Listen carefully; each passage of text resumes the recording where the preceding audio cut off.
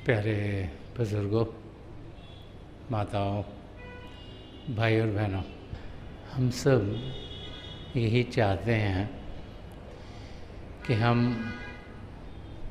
अपनी ज़िंदगी सही तरीके से गुजारें। हमारी यही कोशिश रहती है कि हमें मालूम हो कि ये ज़िंदगी गुजारनी कैसे है, कि सही ज़िंदगी क्या है, इंसान जिए तो कैसे जिए, कौन से कदम बढ़ाए ताकि अपनी मंजिल तक वो पहुंच सके। हम सब अपने लिए बेहतरी चाहते हैं। हम सब पूरी कोशिश करते हैं कि हम उस ज़िंदगी से मुलाकात करें जो पिता परमेश्वर चाहते हैं कि हम जिएं। और वो ज़िंदगी क्या है, इंसान ज़िंदगी भर वो ही समझने की कोशिश करता है। अपने आसपास औरों को देखते हैं और फिर अपनी ज़िंदगी कुछ उन जैसी बनानी शुरू कर देते हैं। हम सोचते हैं कि जैसे हमारे घर वाले जी रहे हैं, जैसे और लोग जो इस दुनिया में जी रहे हैं जो हमारे नज़दीक हों, कि उनकी ज़िंदगी सही होगी और वैसी ही ज़िंदगी इंसान जीना शुरू कर देता है। जिस भी एटमॉस्फेयर में हम हों, उसी का असर हम पर पड़ना शुरू हो जाता है और वही चीज़ें जो और करते हैं हमें सही लगनी शुरू हो जाती हैं और हम अपनी ज़िंदगी भी वैसे ही गुजारना शुरू कर देते हैं। फिर ज़िंदगी में कोई मौके आते हैं जब कि हम अपनी ओर ध्यान देते हैं, और जब अपनी ओर ध्यान देते हैं तो सोचते हैं कि जैसी ज़िंदगी हम जी रहे थे क्या यही सही थी।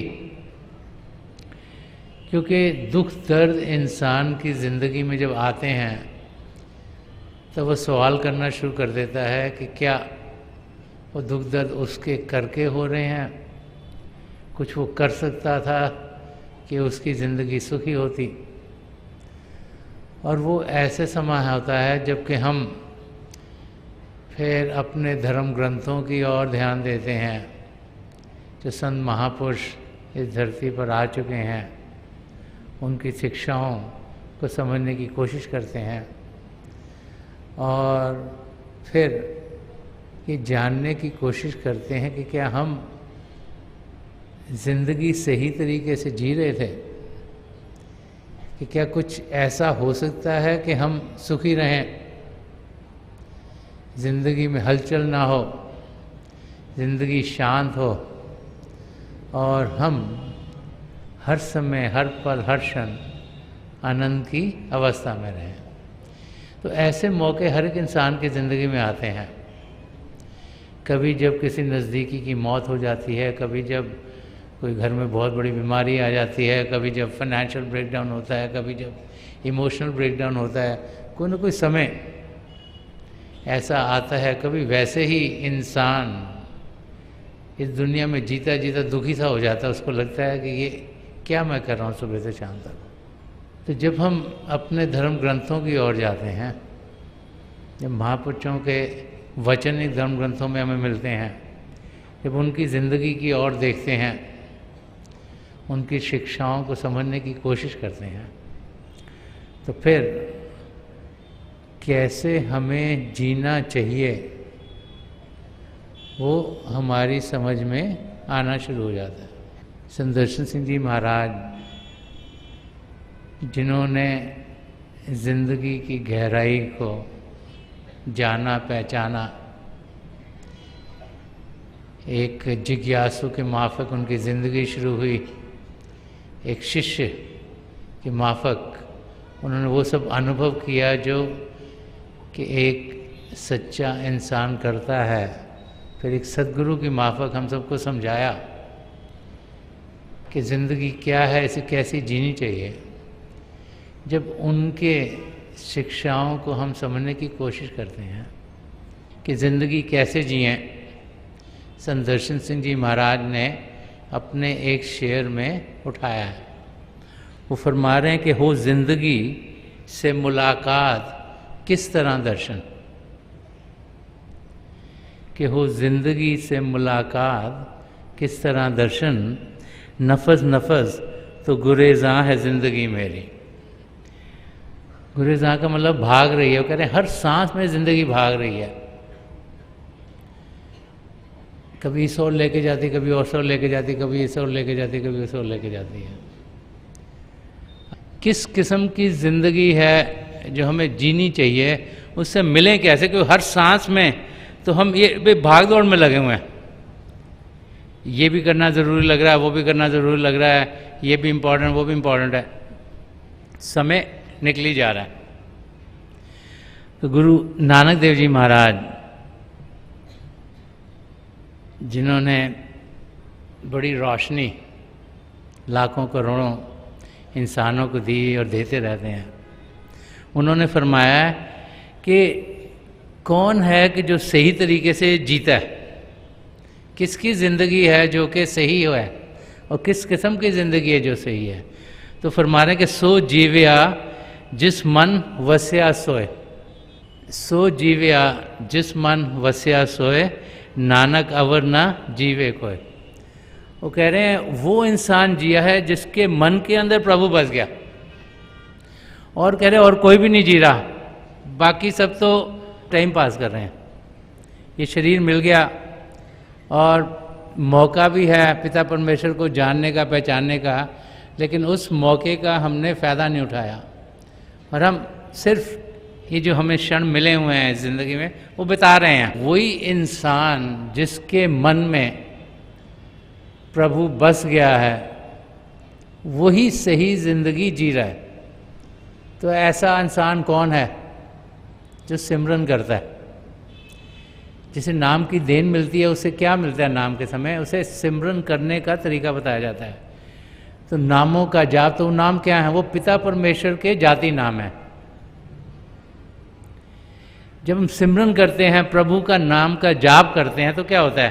जो हमारा मन है वो शांत होता है कि मन में प्रभु बस गया, कि मन के अंदर बाहर की चीज़ें नहीं, बाहर की इच्छाएं नहीं, ये दुनिया की चीज़ें नहीं, लेकिन प्रभु बसे हुए हैं। कि मन का ध्यान पिता परमेश्वर की ओर हो गया। इसीलिए समझाया जाता है कि दिन भर जब भी हमें मौका मिले हम सिमरन करें, कि प्रभु के नाम का जाप करना, अपने आप को प्रभु के रूप में पाना है। कि सो जीव्या जिस मन वस्या सोए, के वही इंसान सही ज़िंदगी जी रहा है। वो ज़िंदगी जी रहा है जिसको जीने के लिए पिता परमेश्वर ने हमें यहाँ भेजा है, जिसके अंदर प्रभु बस गया। अब जिसके अंदर प्रभु बसेगा उसकी स्टेट क्या होगी? उसका ध्यान पिता परमेश्वर की ओर होगा, उसका लगाव पिता परमेश्वर से होगा, उसका प्रेम पिता परमेश्वर से होगा, और वही इंसान इस दुनिया में जीते हुए वो सब करेगा जो पिता परमेश्वर की उसे नज़दीकी देंगे। कि प्रभु की नज़दीकी पाना, प्रभु जो हमारे अंग संग हैं, हमसे दूर नहीं, लेकिन हम उनकी नज़दीकी नहीं पा सकते क्योंकि बैरियर तो मन का ही है। जब मन प्रभु के नाम से रस जाएगा, जब मन प्रभु के नाम से भर जाएगा, जब मन का ध्यान पिता परमेश्वर की ओर होगा, तो फिर हम अपनी मंजिल की ओर बढ़ना शुरू हो जाएंगे। क्योंकि हमारी मंजिल हमारी आत्मा का मिलाप परमात्मा से कराना है। जब मन का ध्यान ये और चीज़ों से हटेगा तभी हम अपनी मंजिल तक पहुंचने के लायक होंगे। कबीर साहब भी समझा रहे हैं कि हमारी ज़िंदगी कैसे होनी चाहिए। वो फरमा रहे हैं, जाघट प्रेम न संचरे, सोघट जान मसान।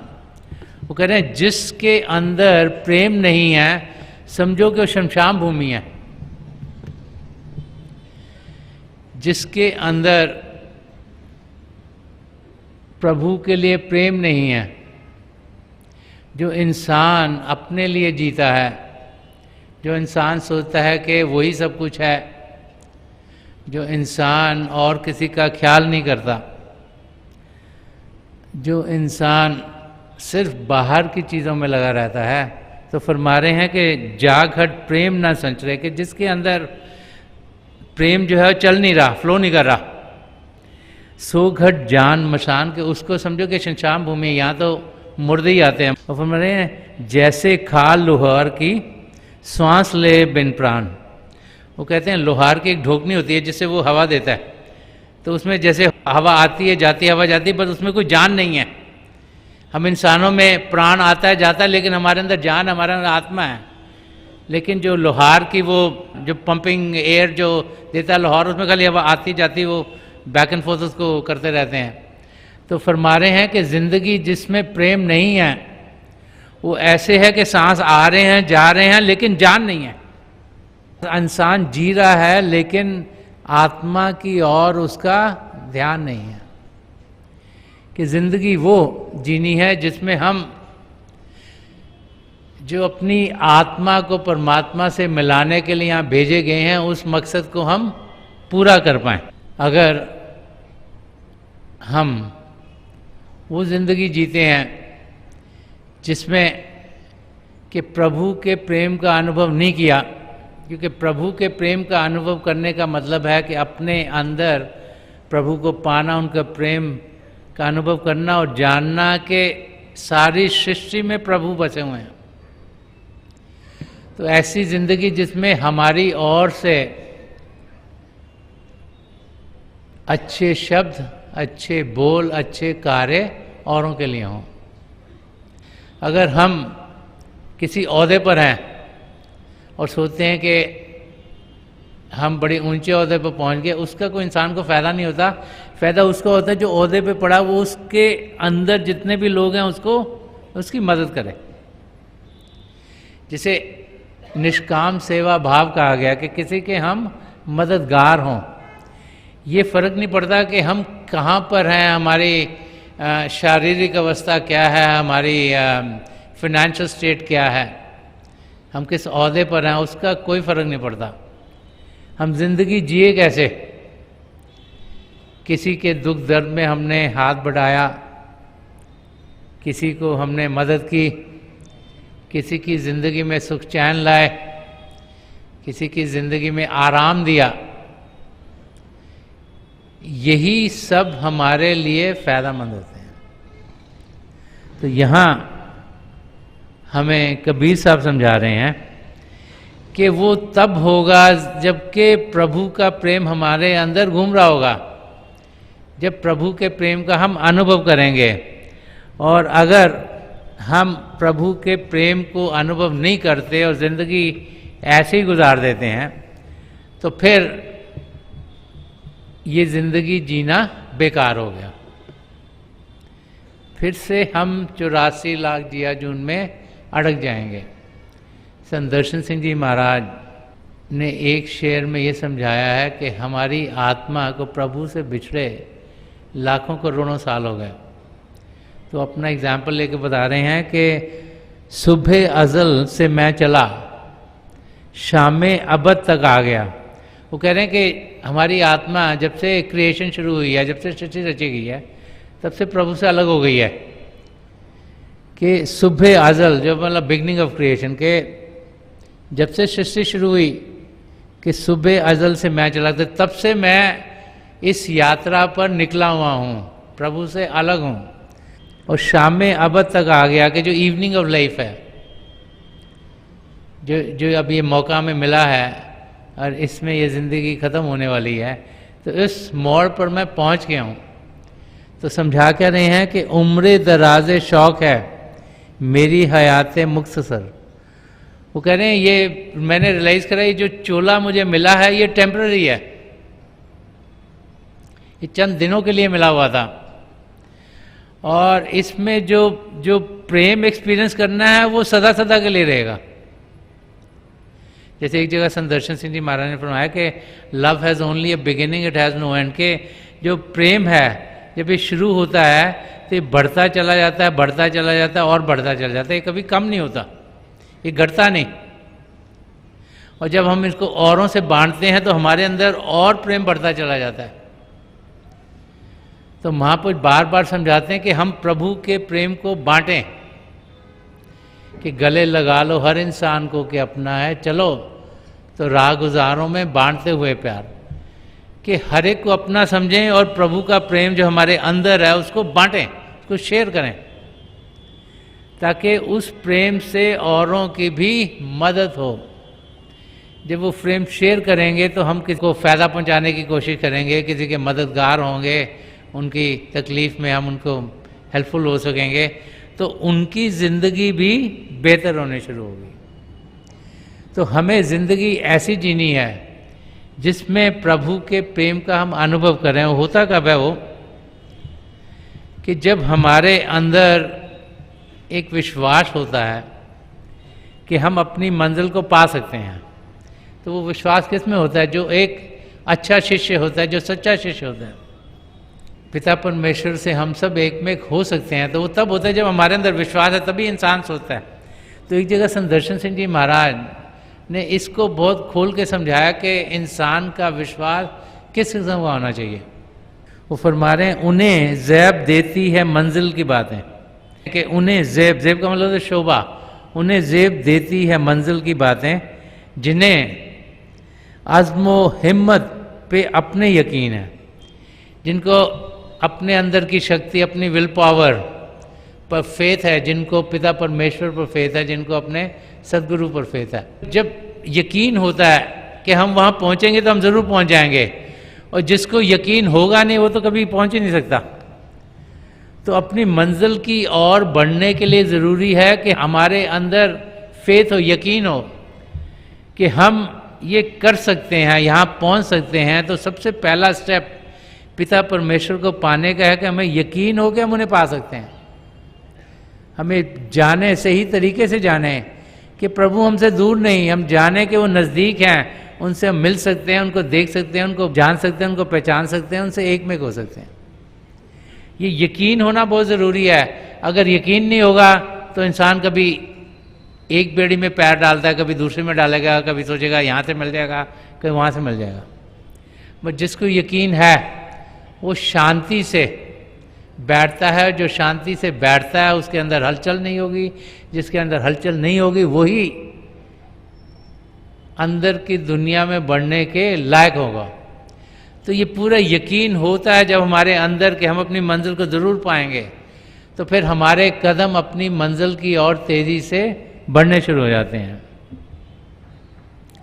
संदर्शन सिंह जी महाराज ने एक जगह और फरमाया है कि जो ज़िंदगी है जिसमें हम तो रोज़ाना सांस लेते हैं, हम सोचते हैं जब तक हमारे सांस चल रहे हैं तब तक हम जीवित हैं।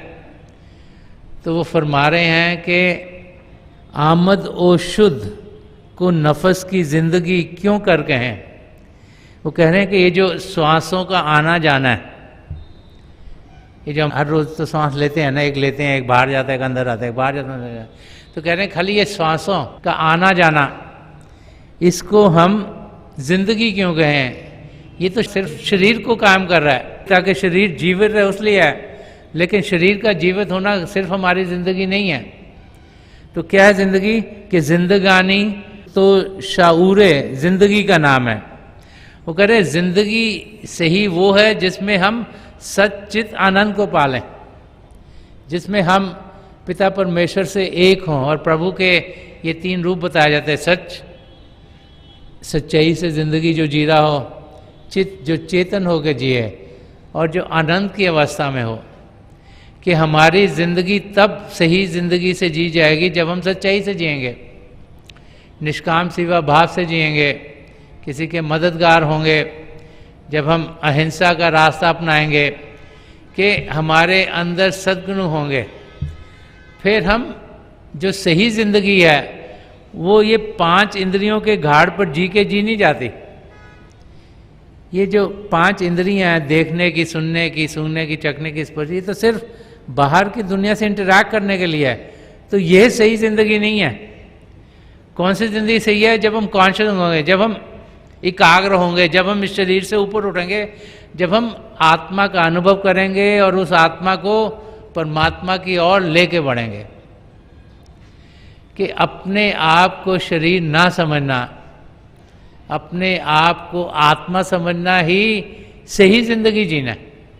शरीर तो हमें पता है कि चंद क्षणों के लिए है, जैसे जैसे उम्र बढ़ेगी कुछ ना कुछ इसमें तकलीफें आएंगी। जैसे मशीनरी होती है वैसे ये शरीर है, जितना इसमें फ्यूल अच्छा डालेंगे उतनी ये सही चलेगी। जितनी चीज़ें करेंगे जो कि इसको सही नहीं रखती उतनी खराबी होगी। शरीर इस सृष्टि के नियमों पर चलता है। इसको खाना अच्छा देंगे और तंदुरुस्त देंगे तो शरीर तंदुरुस्त रहेगा, और इसका ख्याल रखेंगे, टाइम से खाएं, टाइम से सोएं, जो जो कर सकते हैं वो करें। इतना ना करें जैसे किसी चीज़ को जब आप ओवर ड्राइव में डाल देते तो वो चलती नहीं है, वो गड़बड़ हो करती है। जब इसे काम ज़रूरत से ज़्यादा लेंगे तो शरीर तकलीफ देगा। जब इस शरीर से ज़्यादा काम लो तो ये शरीर काम नहीं कर सकता। तो ये चंद क्षणों के लिए है, लेकिन इस शरीर का जीना ही जिंदगी नहीं है। ये संत दर्शन सिंह जी महाराज सुना है। वो कहते जीना क्या है? जिसमें एक तो सद्गुण से हम बने और फिर हम चेतन अवस्था में रहें। क्योंकि इस शरीर में आत्मा है, जैसे जान दे रही है, उस आत्मा के अंग संग होते हुए जिंदगी जिए, जिसमें आत्मा का अनुभव करें, आत्मा से मिलें, आत्मा से जुड़ें, आत्मा को उड़ान दें, कि वो जो जर्नी है वो जिंदगी है। और फिर जब आत्मिक जिंदगी जिएंगे तो क्या होगा? फिर आनंद की अवस्था में रहेंगे। क्यों? क्योंकि जब आत्मिक जिंदगी जिएंगे तो परमात्मा की नज़दीकी मिलेगी। जब परमात्मा की नज़दीकी मिलेगी तो प्रभु के अंग संग तो कोई दुख दर्द है ही नहीं, आनंद ही आनंद है, खुशियाँ खुशियाँ हैं, मौजें ही मौजें हैं। तो यहाँ पर संत दर्शन सिंह जी महाराज हमें ये समझा रहे हैं कि हम ये ना सोचें कि जो जिंदगी है वो सांसों का आना जाना है, कि सही जिंदगी वो है जिसमें हम अपने आप को सद्गुणों से भरते हुए अपने आप को एक कॉन्शियस स्टेट में पाएं, एक चेतन अवस्था में पाएं, और फिर हम देखेंगे कि हमारी जिंदगी आनंद से भरपूर होगी। आगे संत दर्शन सिंह जी महाराज फरमा रहे हैं, ये तो ठीक है कि ऐसी जिंदगी जिए कैसे, कहाँ से ये जिंदगी पाएं। एक तो थ्योरेटिकल होता है ना, हम समझ गए, तो प्रैक्टिकल एस्पेक्ट क्या है कि कौन है जो हमें इस जिंदगी तक पहुंचा सकता है। क्योंकि अभी तो हम दिलो दिमाग से काम करते हैं, हर एक चीज़ हम सोचते हैं दिमाग से करें। वो सोचते हैं जिसका IQ बेटर है उसकी ज़िंदगी बेटर होगी। इंसान पढ़ता लिखता है, काम करता है, सोचता है मेरे जनरल नॉलेज बढ़े, मेरे को ज़्यादा आएगा तो मैं ठीक करूँगा। तो ज़िंदगी क्या वो करके सही तरीके से जी जा सकती है? तो संत दर्शन सिंह जी महाराज यहाँ समझा रहे हैं कि कैसे हम वो सदा सदा के सुख चैन की ज़िंदगी जी सकते हैं, वो ज़िंदगी जिसमें आनंद ही आनंद है। तो फरमा रहे हैं कि जुनून ज़िंदगी, कि जुनून ज़िंदगी वो ज़िंदगी जो प्रेम से भरपूर है, जो आनंद की ज़िंदगी है, कि जुनून ज़िंदगी में जो खिरत को मुंतकिल कर दे। खिरत होता है इंटेलिजेंस, बुद्धि, दिमाग, कि जुनून ज़िंदगी में जो खिरत को मुंतकिल कर दे, मतलब है भुला दे, उसको बंद कर दे, उसको ख़त्म कर दे, वही तो मर्द मोमन की निगाहे नाज होती है। तो कहते हैं कि एक पूर्ण महापुरुष की जब नजर करम हम पर पड़ती है, एक उनकी मस्ती भरी नज़र जब हमको मिलती है, तो फिर क्या होता है कि जो हमारे बुद्धि है, जो इंटेलिजेंस है, जो हमें इस दुनिया की ओर लेके जा रही है, वो ख़त्म हो जाती है, और वो हमें इस दुनिया की ध्यान से ट्रांसपोर्ट कर देते हैं। किस दुनिया में? आत्मिक दुनिया में। वो दुनिया जो प्रेम की दुनिया है, वो दुनिया जो जुनू की दुनिया के जुनून ज़िंदगी में, कि वो अवस्था हमें तब मिलती है जो खिरत को मुंतकिल कर दे। इस वक्त क्या है कि जो हमारा ये दिमाग है ना, वो दुनिया की चीज़ों में होता है। इंटेलिजेंस बढ़ती है, जैसे आईक्यू उसका माना जाता है, जैसे जिसको जनरल नॉलेज ज़्यादा है, तो जनरल नॉलेज किसको ज़्यादा है? जिसको ये दुनिया की सारी चीज़ें मालूम है। जो आईक्यू टेस्ट भी होते हैं वो जनरल नॉलेज के बारे में, तुमको इसके बारे में पता, उसके बारे में पता, उसके बारे में पता, उसके बारे में पता, उसको हम बड़ा महत्व देते हैं। तो कह रहे हैं कि वो दिमाग का बढ़ना है, वो इस दुनिया की जानकारी का बढ़ना है, वो उसका फ़ायदा सिर्फ दुनिया में है। लेकिन हम तो ये मौका लेके आए हैं पिता परमेश्वर को पाने के लिए। तो जो इस दुनिया में जीते हुए उसको ख़त्म कर दे, वहाँ से हमारा ध्यान हटा दे और हमारा ध्यान पिता परमेश्वर की ओर कर दे, वो एक किसी पूर्ण महापुरुष की प्यार भरी नज़र है। जब उनकी नजर करम हम पर होती है तो हमारा ध्यान इस दुनिया से हटकर पिता परमेश्वर की ओर हो जाता है। यही यहाँ संत दर्शन सिंह जी महाराज बता रहे हैं। तो फिर हम जो प्रेम वाली दुनिया है, जो चेतन दुनिया है, जो कॉन्शियस दुनिया है, जो आत्मिक दुनिया है, जो प्रभु की नज़दीक की दुनिया है, उस दुनिया में हम पहुंच जाते हैं।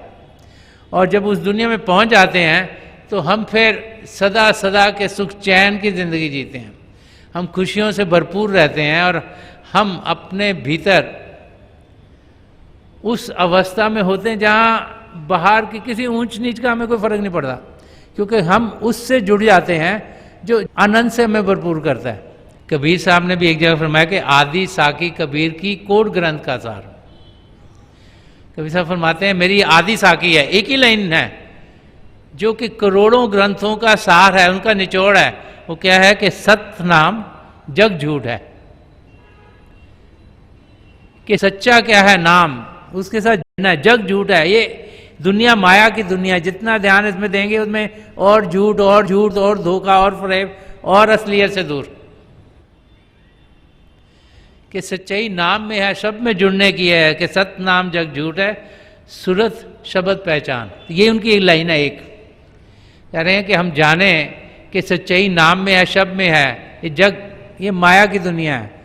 और सूरत को करना, हमने क्या करना है?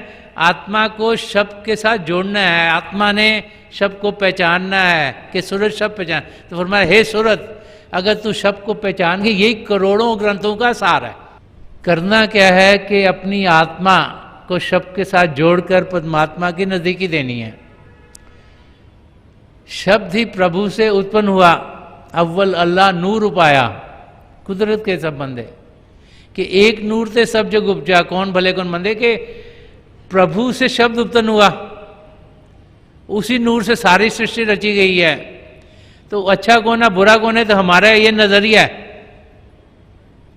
तो संतों का नजरिया क्या है? सारे अच्छे हैं, क्योंकि सारे प्रभु से आए हुए हैं, कोई खराब नहीं। ये तो हमारा नजरिया है, जब सोचते हैं ये बुरा ये अच्छा है। और उस नजरिए को अगर हम पा लेंगे, वो तब पाएंगे जबकि सूरज जो है, हमारी आत्मा है, वो शब्द के साथ जुड़ेगी, उसको पहचानेगी, उसको जानेगी, उससे एक में होगी।